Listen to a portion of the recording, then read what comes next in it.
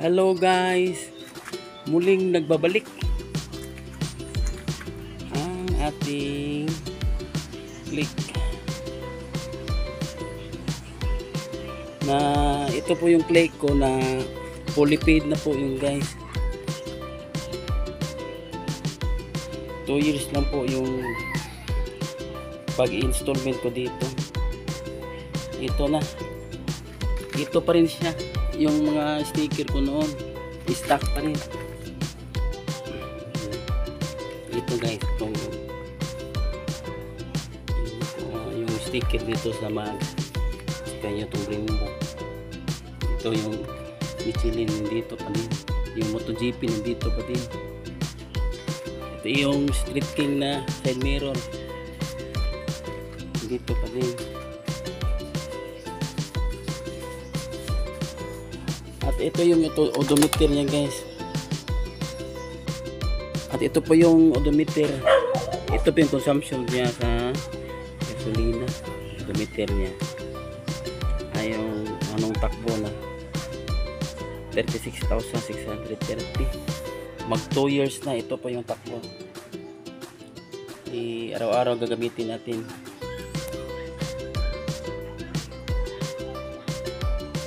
Itong ating click.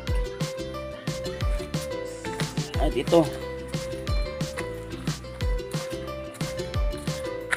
wala na pong hulugan na salamat sa ating Panginoon na sa wakas na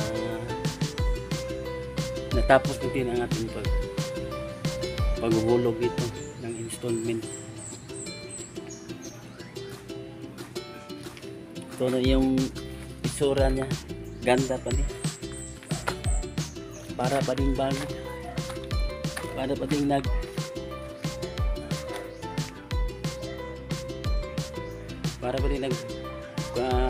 anong tawag ito, nagbili po ako ng brand new.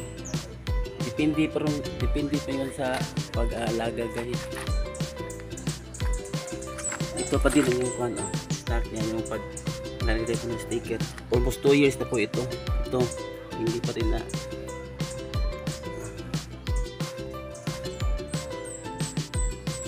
nasisira. Ito. Yung nakalagay Honda MotoGP.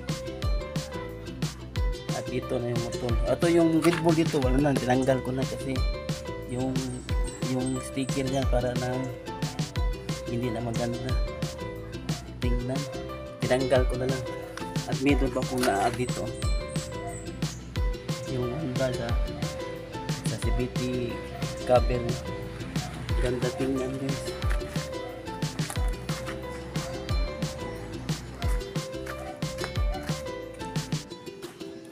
At saka yung pag CVT cleaning, per CVT cleaning po ito guys, mga almost 34K at 34,000 po. Unang CVT cleaning, meron po akong video doon, i-insert ko na lang.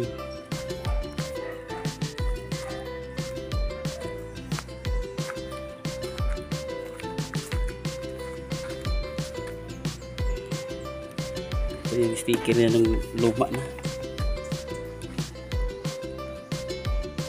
yung side mirror niya stock pa din, maganda pa din. Parang walang nagbago yung niya guys sa aking motor. Pagdepende na pag-aalaga niya. Yung kuan niya pala na yung dalawang tire po, pinapalitan ko na po kasi talagang kuan na, ilis na, anong tawag dito sa Tagalog, yung brand niya Indialo. Stock din yung size niya dito sa likod. At ito 1990 yung hindi po stock po yung size niya, 1990 din. Dialo din. Yung stock niya maliit lang ito, yung kuan niya dito. Yung ito malaki na yung size ng pudo. Anong tawag na yung sa tire yan pababaw.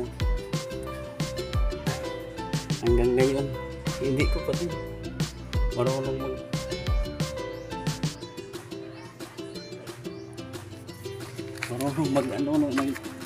kuha na Tagalog, anong tawag niya.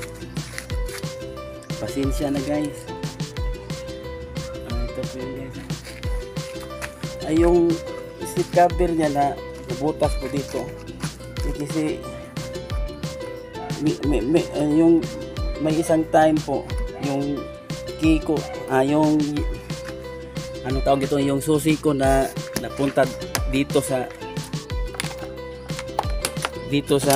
compartment seat ko dito. Hindi ko alam ganda. Ayan. Nalaglag, sorry. Hindi ko alam nandito na pala yung susi ko, kaya ginanon ko na lang po para buksan ulit yung susi. Ito po yun guys. Fresh na fresh pa din.